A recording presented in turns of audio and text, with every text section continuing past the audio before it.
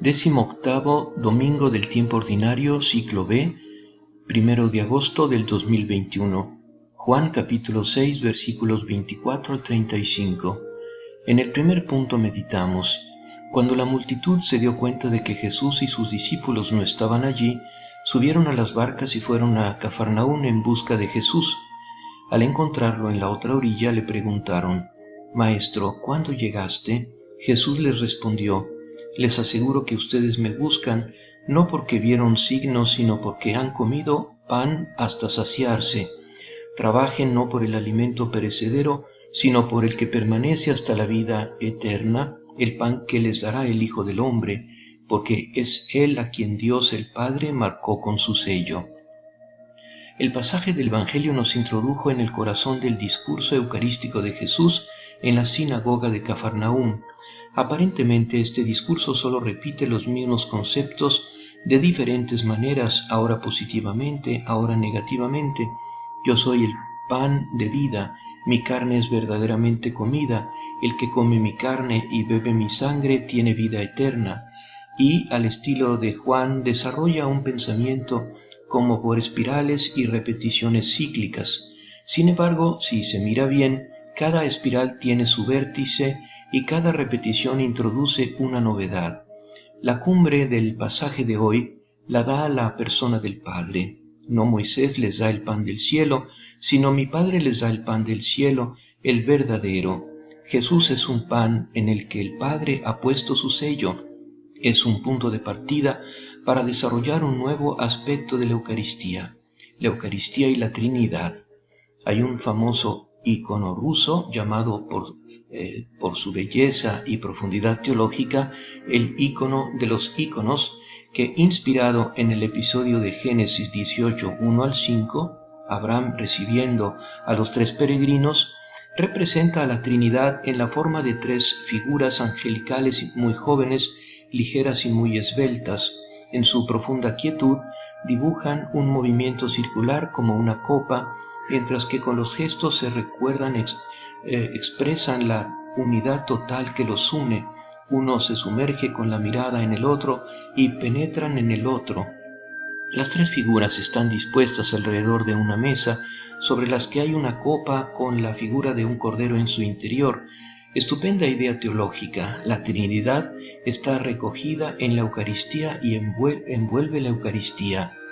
Las tres personas divinas parecen decirle al espectador: sean una cosa sola como nosotros somos una sola cosa. Hoy nos detenemos en una de estas presencias misteriosas que rodean nuestro altar, el Padre. Mi Padre les da el pan del cielo. La Eucaristía es, por lo tanto, don del Padre, un don que prolonga el de la Encarnación. Tanto amó Dios al mundo que nos dio a su único Hijo en la Encarnación y continúa dándolo en la Eucaristía. La vida que viene a nosotros en la Eucaristía es la vida que tiene al Padre como fuente y principio y que por medio de Jesucristo se ha derramado en el mundo. Como el Padre que tiene la vida me ha enviado y yo vivo para el Padre, así también el que come de mí vivirá por mí. En el ofertorio dirigidos a Dios Padre decimos: de tu bondad hemos recibido este pan. Ahora sabemos hasta qué punto esto es verdad. Es verdad del pan que ofrecemos, pero también del pan que recibimos, es decir, de la Eucaristía. La Eucaristía, por lo tanto, viene del Padre. Pero lo más importante es esto: la Eucaristía conduce al Padre. En la liturgia de la misa, esto se enfatiza por el hecho de que todo está dirigido al Padre. El canon es un diálogo en el que la Iglesia, fortalecida y, por así decir, sostenida por el Espíritu Santo a través de Jesús, se dirige al Padre. Pero preguntémonos en qué sentido nos conduce la Eucaristía al Padre.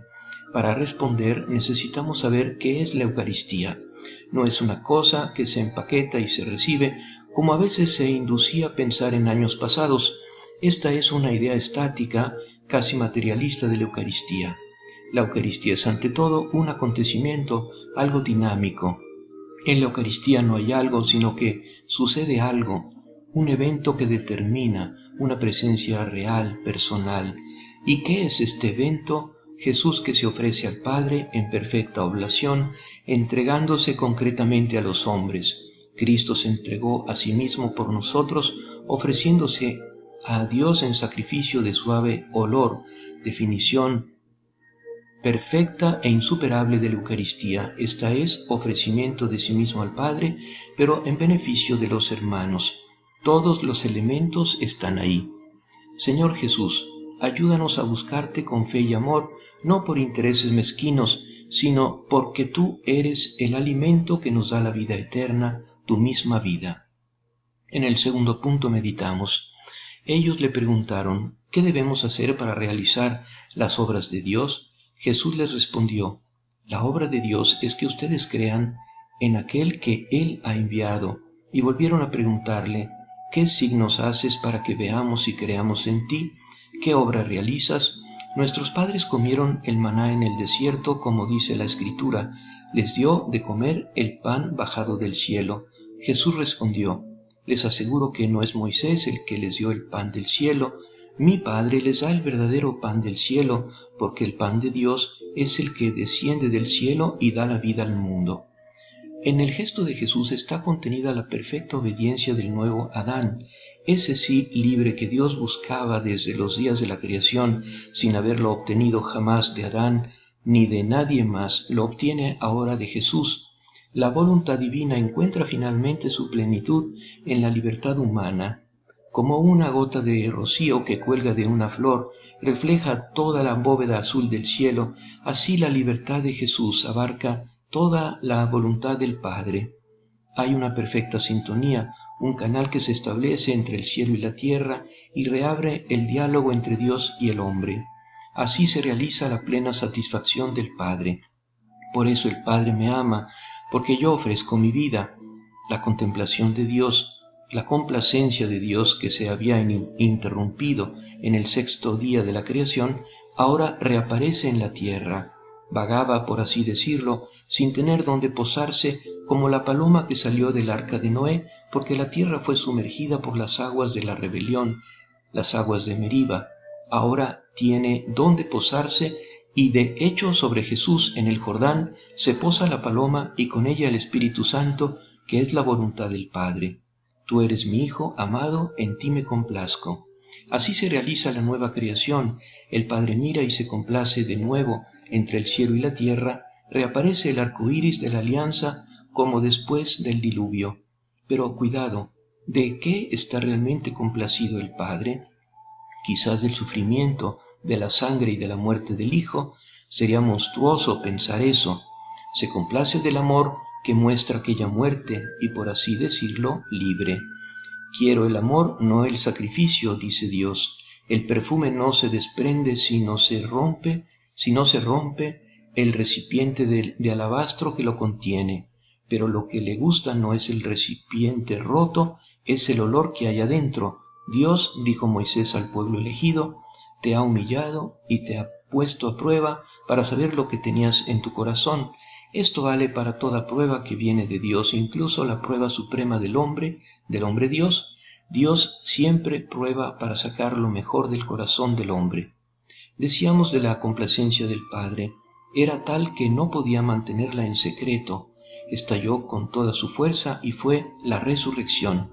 El Padre resucitó a su Hijo de entre los muertos. Ustedes lo mataron, Dios lo resucitó. La resurrección es exactamente eso, la solemne aceptación del Padre, el poderoso amén pronunciado sobre el sacrificio del Hijo. Cristo se humilló a sí mismo, haciéndose obediente hasta la muerte. Por eso Dios lo exaltó.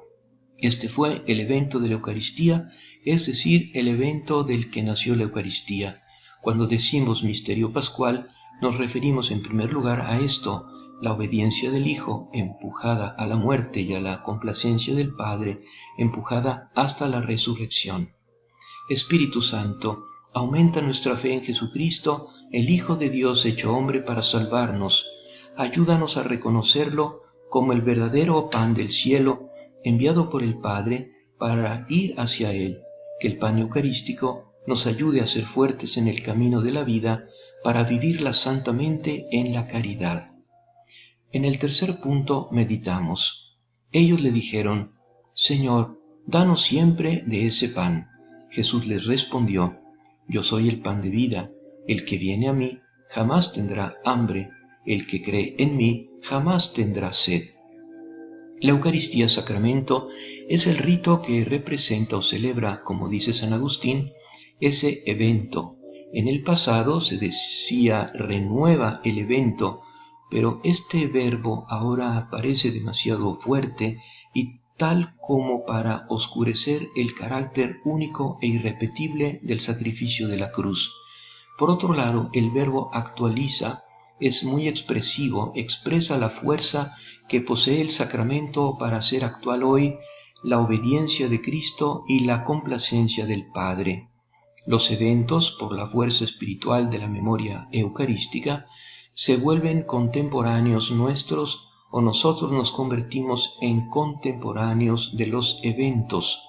Estábamos ahí, decían los hebreos, recordando el Éxodo en la cena pascual. Estuvimos allá bajo la cruz. El vacío de los 2000 años está como anulado. Hoy la gran obediencia de Jesús se eleva de la tierra y hoy la gran voluntad del Padre desciende del cielo. En la Eucaristía nos es dado entrar en esa zarza ardiente de la obediencia y la complacencia para entrar, pero no para salir como uno entró. Uno nunca sale ileso de la Eucaristía cuando realmente se celebra. Quema, consume, asimila a Jesús, contagia. Entramos en ese círculo ideal donde cae toda la complacencia del Padre y del que surge toda alabanza por Cristo en la unidad del Espíritu Santo, a ti Dios Padre Todopoderoso, todo honor y gloria. Con razón la Eucaristía también se llama Sacrificium Laudis, sacrificio de alabanza. No hay otro camino. Nadie va al Padre sino por Jesús, es decir, ahora y concretamente sino por la Eucaristía. La Eucaristía es la grieta en la roca, el mundo divino, la Trinidad, es para nosotros una roca impenetrable e inaccesible, pero se ha abierto un pasaje, una puerta, un costado, y por él tenemos acceso a Dios. Yo soy la puerta, si alguno entra por mí, se salvará, entrará y saldrá, y encontrará pastos. Nuestra vida entra ocultamente con Cristo en Dios. El Padre también debe decir de nosotros: Tú eres mi Hijo amado, en ti me complazco, y esto se debe a que nos ve como uno con el Hijo. Sin embargo, no se trata simplemente de entrar en la complacencia del Padre, sino en la comunión con Él. Esta es la cumbre de nuestro discurso. La comunión eucarística es también comunión con el Padre. San Hilario de Poitiers ilustra esto con una página de su tratado sobre la Trinidad. Primero, pone el principio dogmático: en la Eucaristía recibimos la naturaleza divina del Verbo encarnado, pero esta naturaleza es única e indivisa entre el Padre, el Hijo y el Espíritu Santo. El Hijo la recibió del Padre en su generación eterna. Por tanto, a través del Verbo encarnado, llegamos al Padre. Nosotros, escribe Hilario, estamos unidos a Cristo, que es inseparable del Padre, pero también permanece en el Padre, permanece unido a nosotros. De esta manera llegamos a la unidad con el Padre. De hecho, Cristo está naturalmente con el Padre porque fue engendrado por Él, pero desde cierto punto de vista también nosotros, por medio de Cristo, somos connaturalmente en el Padre. Él vive en virtud del Padre y vivimos en virtud de su humanidad, como Él vive en virtud del Padre. La humanidad que Cristo tiene en común con nosotros nos permite entrar en contacto con la divinidad que Él tiene en común con el Padre. En este sentido profundo, Él es el mediador entre nosotros y Dios. Esta no es solo una forma teorética de enriquecer nuestra vida eucarística. Entender la Eucaristía bajo esta luz significa incrementar su efectividad en nuestra existencia. De hecho, nos sentimos movidos a convertirnos en Eucaristía para el Padre, es decir, a ofrecernos a Él en obediencia como lo hizo Jesús. María Santísima, gracias por habernos dado a Jesús como el pan de vida. Danos la gracia de escuchar su palabra todos los días y hacerla nuestra, de comulgar con frecuencia y devoción y de vivir de Él para que en su amistad gocemos de su paz y la podamos comunicar al mundo. Amén.